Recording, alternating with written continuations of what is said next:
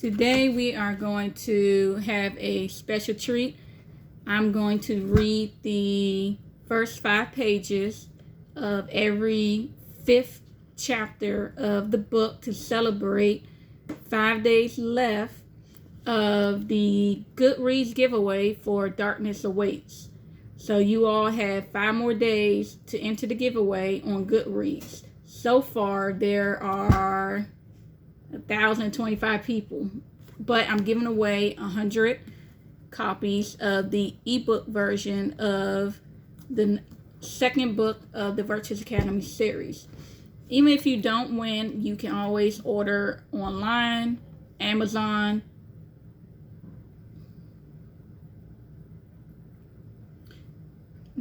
had a phone call. Hopefully it didn't ring on us. So you also can buy this book on Amazon, Barnes & Nobles. You can also get it at, I believe, Target, Walmart. And you can also go in store to like Barnes & Nobles and other bookstores and request the book. And pretty sure you order it and they will ship it to the bookstore, or they could ship it directly to your house. I believe so. They will give you the instructions. If you are ever in the bookstore, request the book and you can get it in store as well.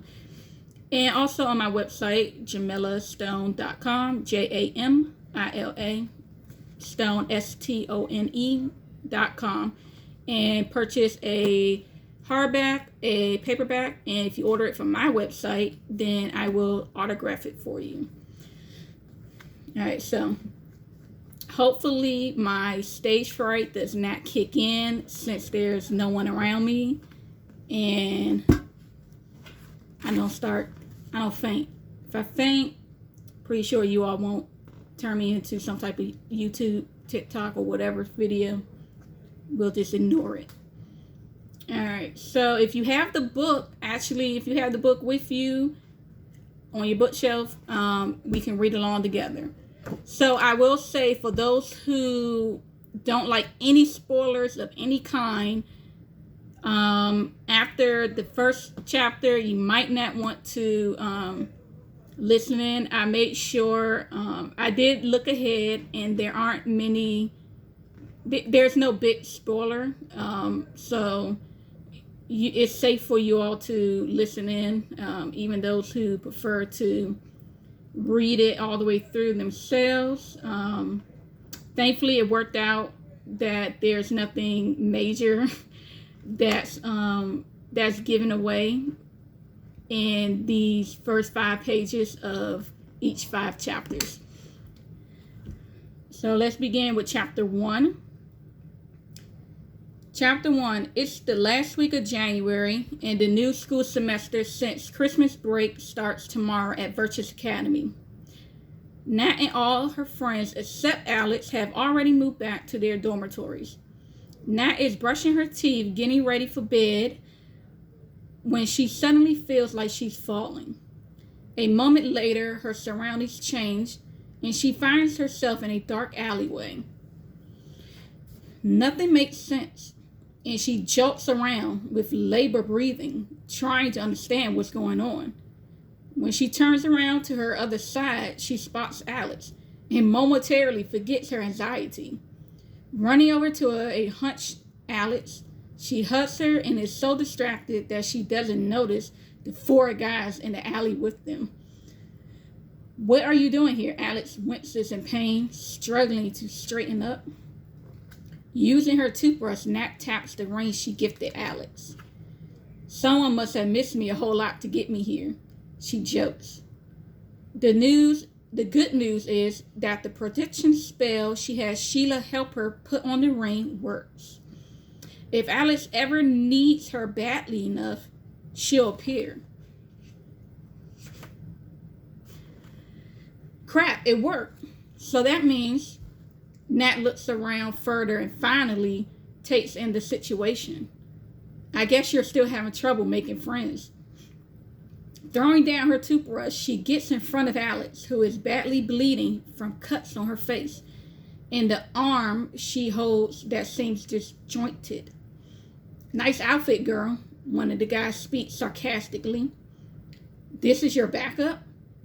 Another speaks, pointing at Nat before they all laugh. Remind me to take you shopping. Alex picks up her fallen blade and it elongates into a sword as it recognizes its owner. What?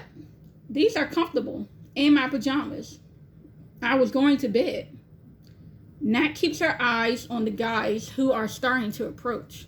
She cannot believe Alex is choosing right now to insult her.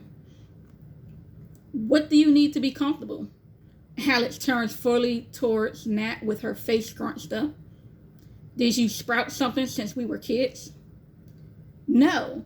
Can you focus before we die, you asshole? Boxers can be unisex. She tries to defend herself, but Alex just scoffs. Nat, annoyed, blasts Alex to the furthest point of the alley and decides to take on the men herself. But Alex just... Ooh, wait a minute. Where am I? Okay. It looks as if Alex softened him up enough for her to handle alone anyway. Two of the men reach her before the others. One throws a punch at her face while the other tries to punch her abdomen. Nat is light on her feet and spins away from the one aiming for her face and shoves him into the other male before she uses her magic at the remaining attackers. Instead of attacking young women to stroke your egos, maybe you all should go to the gym. She blasts one with a scar on his cheek into a wall, knocking him out before she is blasted herself. She grumbles as she slowly gets back up to her feet. Nat blocks another blast of magic as she parts her feet for a better balance. Nat sends a few blasts back, but her adversary blocks them all. Nat should have known these men were not mere humans if they were able to beat up Alex. Nat is so preoccupied with the witch that she fails to deflect the attacker on her left properly, who charges her with his clawed hand in the air, ready to come down on her hard. There was little for her to do, so she stopped shielding herself from the witch's attack, so the attack would knock her away from the attack that would be deadliest. Deadliest? Alright, don't nobody hire me to do no audio recording of their book. The impact of the witch's attack does the trick and sends Nat backwards. The claws of the man from her right give her a nasty gash, nowhere near the damage which would have been inflicted if she did not think quick on her feet and use the witch's attack to save her own life. Alright, playtime's over. Nat lifts her hands and moves them hastily in front of her, creating a linkage of pentagrams, all while beads of her blood float into the amber symbols. She sees the shock on the witch's face. It makes her grin before she locks her fingers over each other, bends her arms inward, then thrusts her arms out, causing the spell to wrap around the closest body, and the man explodes. Nat moves her arms until everyone is dead. One black eye, a few small cuts, and a gash down her shoulder later, Nat walks over to Alex, who is still hunched over. I should leave you here. I can't believe you got back without telling me. How long have you been back in town? Tomorrow is the first day of school, first day of school back from break. Nat places her hands on her hips, letting Alex suffer for a bit more before she attempts to heal her.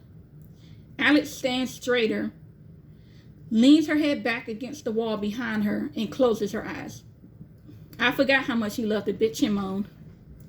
Nat is opening her mouth to respond, but promptly stops when she spots a smile creeping on Alex's face.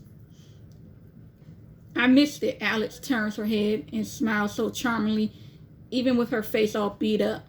Nat's walls break. Ugh, I can't stand you. Nat shakes her head and starts to heal Alex's easy wounds, then wraps Alex's good arm over her shoulder and helps her to stand off the wall. We're too far from the dorm or my house for me to teleport us both. And here I thought an overachiever such as yourself would have become a pro by now. Alex coughs, then halts her steps, taking time to take deep, ragged breaths. Hey, that month was our break. I can get us near the school gates, but it might knock us out if I use all of our energy combined. Or worse, Nat struggles to keep Alex upright. Alex struggles to stand on her own feet as she pulls her good arm away from Nat so she can grab her cell phone out of her pocket. Nat watches as Alex makes a call, trying to keep her upright by the waist. Julian, are you on campus? Good. Sneak out with Olivia and come find me by the gate. Just do as I ask. Olivia will be able to track us. Yes, us. Bye. Nat arches a brow at Alex before focusing her mind on the school gates. Once she has that clear in her mind, she works on synchronizing her magic with Alex. What's taking so long? Alex grumbles. You, that's what. I'm trying to find your source, but you're too weak. You're a weirdo. Alex sighs exaggeratedly.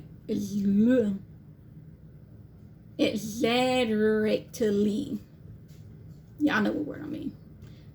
Nat finally sinks successfully and teleports them. They land hard a few yards away from the school gates.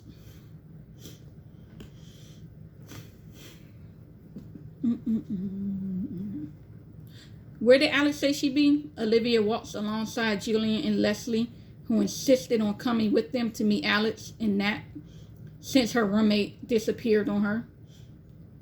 She just said to sneak out. She didn't say where, but the front gate is my best guess. Julian splits from the two girls, looks down the road. Leslie irises become red, and now she can clearly see heat signatures. At the same time, Olivia tries to smell the air to pick up Alex's scent, but it's difficult. Rain is coming down softly, mixing too many smells. 2 yards away from the gate, Olivia picks up on both Alex and Nat's scents and sprints towards them, worried at the amount of blood she can smell. There! The others try to keep up with the vampire's speed and rush over in the same direction. Nat and Alex are both unconscious and layered with wounds and bruises. Damn, they went and had fun without us. Julian sucks his teeth and kicks the wet ground. Really? You think they were having fun? They're unconscious, you idiot. Leslie swings her arm backwards with full force. The back of her hand connects with Julian's chest with an audible thud. Okay, so that's the end of the first five pages of chapter 1. So we are going to move on to chapter 5. Let me see. I should have bookmarked these, but it's okay. Gives me a chance to breathe in between all this reading. Oh, man. I forgot how much effort it takes to read out loud. Okay. Chapter 5. Is everybody there? Chapter 5, page 78, y'all. All right, let's go. Excuse me. Let's do this. I'm going to drink some water after this. Oh, okay. Hold on. Let me drink water. And while I'm drinking water, advisory, if you are not able to watch a rated R movie, please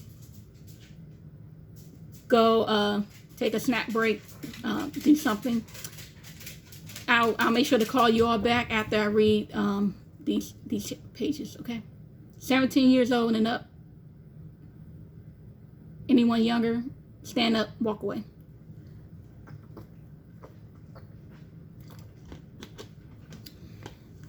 All right. And I'm light skinned too, so I'll try to get through this without blushing.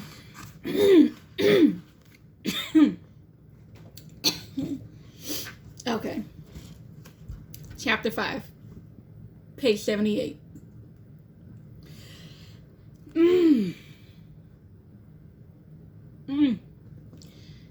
Alice is the first to wake up. She looks over at Rachel, who is sleeping peacefully next to her. Alice takes a moment to smile and just enjoy the beauty of her girlfriend. She cannot remember the last time she was in such a great relationship. Alice strokes Rachel's hair before tucking some loose strands behind her ear. Alice smiles again as Rachel shifts in her sleep. Rachel's movement moves the sheet down slightly, revealing her lace bra. Alice bites her lower lip. The lace does little to cover her girlfriend's nipples. They taunt Alice, pluck at every binding to her self-control. Alice lifts the sheet and pulls the sheet down to get a better look at her girlfriend's beautiful body. She slides down so her face is more in line with the taunters and leans her head down gently, nipping each nipple before pulling down the cups of the bra so there's nothing between her tongue and the perfect round mouth. Rachel gasps and jerks out of her sleep. Alice grins over the nipple and twirls her tongue before releasing the nipple with a pop. Alice, what are you doing? Rachel moans out. No, I won't be trying to moan. And Rachel moans out and slides her hand over Alex's neck up to her wavy locks, firmly gripping down as she rotates her hips forward, meaning nothing but air. Alex positioned herself higher over Rachel, gently placing kisses over her collarbone before moving lower to her abdomen. The way Rachel's body responds is driving her insane. Why did I pick every 5 chapters? Okay. Professional. She's loving every sound and movement. She makes her never want to stop. Damn, she is going to have her addicted. Alex thinks to herself. Alex's plan to just tease Rachel is evaporating swiftly. You feel so good, she growls, unable to speak clearly as a bolt of pleasure goes straight through her clit. Alex swirls her tongue down over Rachel's belly button, then down to her short, smooth curls, teasing as she slides a finger into her waiting center. Okay, there's some Spanish. I don't know how to pronounce this. I'm going to botch it. Please forgive me. Por favor, Nina, tu vas a ser la mujer de mí. Y'all got to read along because I botched that so bad. Let me, hold on. So y'all, is it going to clear up? Clear up? Nope. It's not going to, okay. Well, I tried, y'all. I tried for y'all to read it yourselves. All right. Alex's tongue is feeling so good, she's making Rachel forget her English, pleading with her to stop before it's too late. It's already too late for Alex to stop. Alex slips a second finger inside Rachel, keeping her thumb steadily pressed against her clit. Kiss me, Alex commands and looks into her eyes before capturing her lips in a passionate kiss. Taking one of Rachel's hands from her neck, she directs it to her slick pussy lips. Your hand will feel better here. She grins, then nips Rachel's lips, then her neck, before kissing her again. Her hips rotate against Alex's hand, trying to get some relief as her fingers go in and out of her. Alex removes her own fingers and pulls Rachel's legs further apart and kisses her hungrily. Rachel's fingers slide out of Alex as she moves away, frustrating Rachel. Why did you stop? She reaches out for Alex and strokes her waist. Alex removes her hands and settles her pleasure current over Rachel's, creating electrical shocks over their bodies. Fuck Mastoro, Alex. I don't know Spanish. She roasts out in a heavenly voice. Flome mas. I don't know these words. Ferte Alex. Authors, we be using words that we can't pronounce at all. This Spanish. Somebody who knows Spanish, read this chapter and record yourself reading these Spanish words for me so I can learn it myself. Okay. Her words chopped as she breathes heavily with her mouth agape. Don't tell me what to do. Alex smirks and rotates her hips slowly, expertly rubbing their clits together. Her eyes close while her lips part in sweet agony. She wants to go faster and harder too, yet she doesn't want to lose control over the moment. The clapping of their skin competes with Rachel's moans.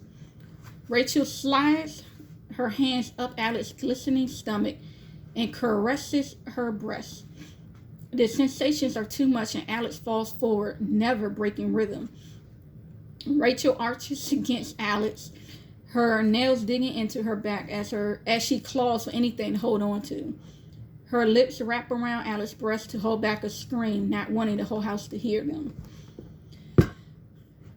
Alex slaps her hand against the headboard and straightens up with renewed vigor and holds Alex's legs apart, one over her shoulder. Her eyes flutter as her orgasm crashes into her. She has to bite Rachel's calf to muffle herself. Rachel bites into the pillow as her own orgasm hits her. Alex falls behind Rachel. Alex falls beside Rachel and spreads out, breathing deeply with a smile on her face.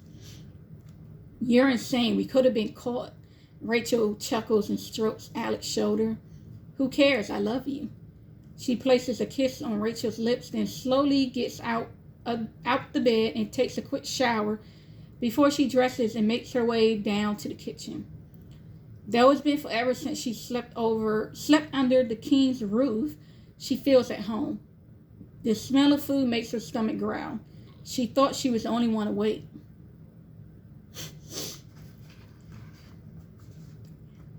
Good morning, Alexandria. Got my own character's name wrong. Good morning, Alexandra. The voice of Miss King is heard before Alex turns the corner to enter the kitchen. She freezes, unsure of spending time alone with Miss King. But she will look foolish, not to mention rude, if she turns back now.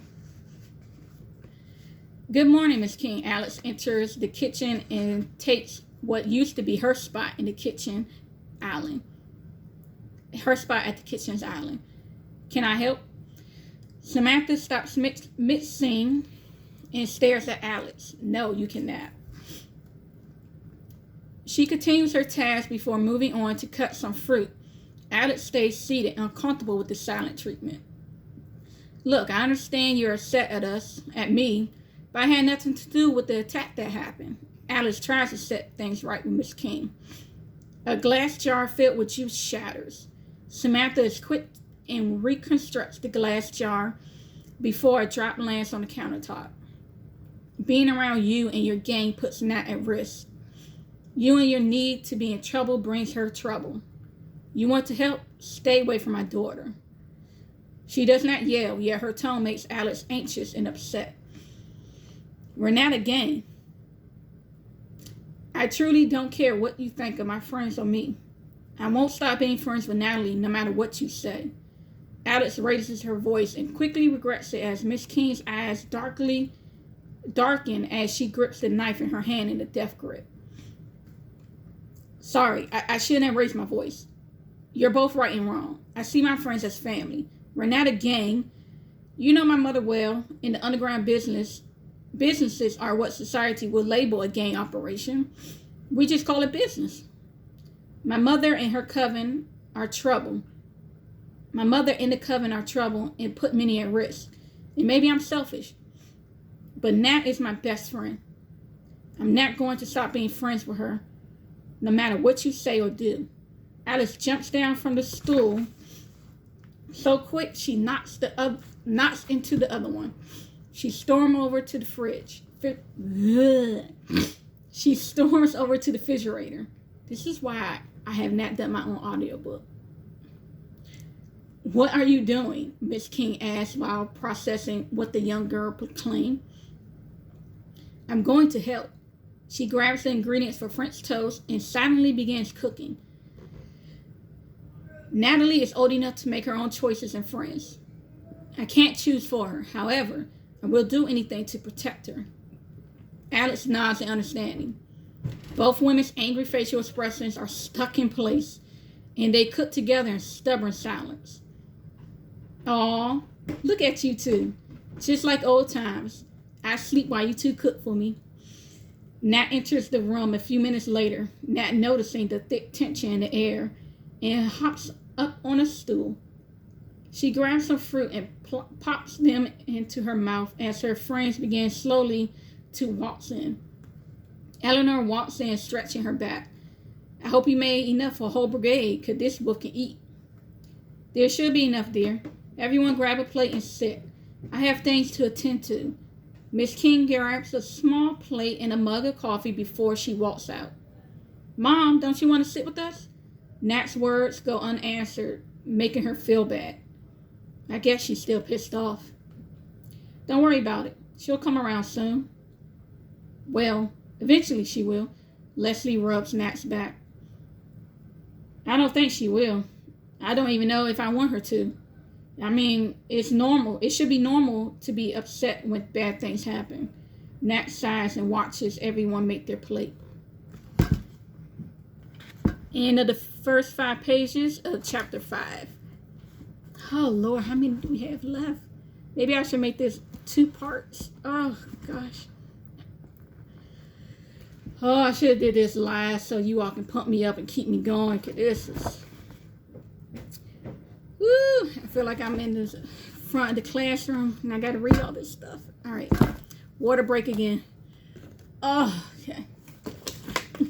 All right, next we're going to do chapter 10, first 5 pages, starting with page 141.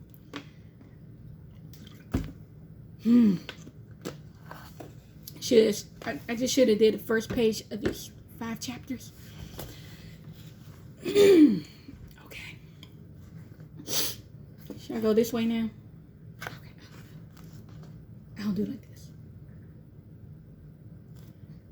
Should have brought some glasses along with me. I just put the glasses down like this.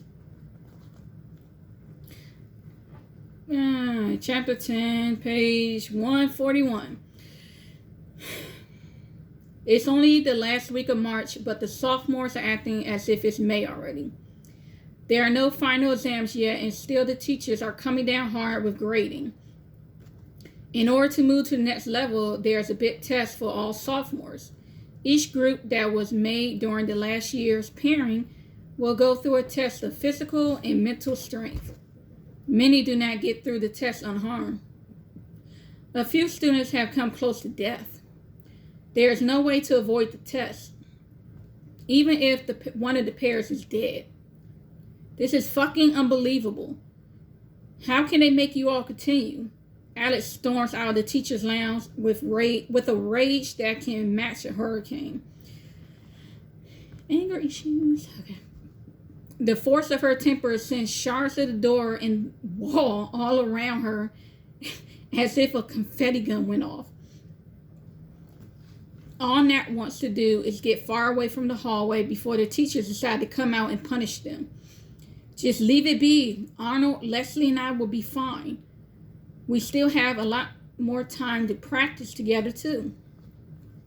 Basketball is over. Championship won. So I have more time to study. She talks as she pushes Alice out and blocks her way from turning back to give the teachers more of her mind.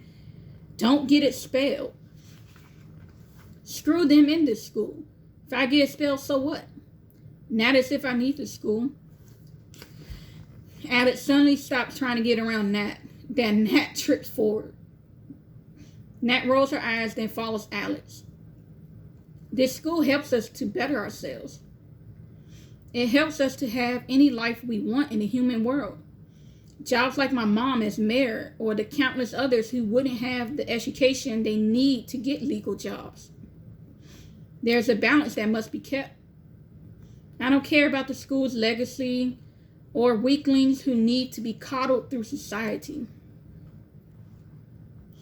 Some of us already have a legacy and have for hundreds of years been successful. Every student gives Alex space in the halls, feeling the queen of the school is going to explode. And no one will be safe. Alex might be only a sophomore. Even so, everyone respects her out of fear or admiration.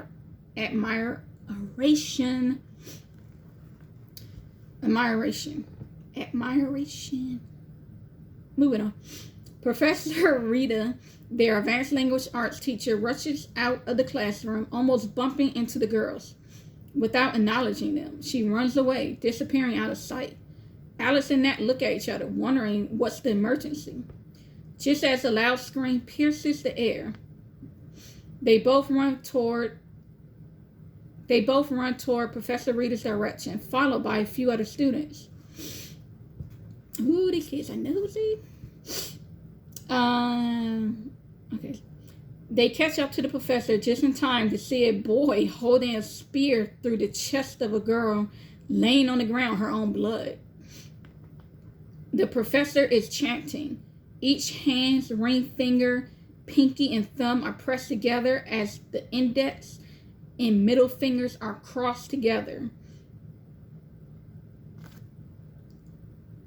The ring finger, pinky, thumb pressed together. Hold on. I'll try to do this one. Press together. And then the middle fingers. And cross together. It looks cooler in your head when you imagine it. I don't have long enough fingers to do it. The professor has her hands against each other up to her forehead. Okay, let me read it over again because I was messing up. The professor is chanting. Each hand's ring finger, pinky, and thumb are pressed together as the index and middle fingers are crossed together. The professor has her hands against each other up to her forehead.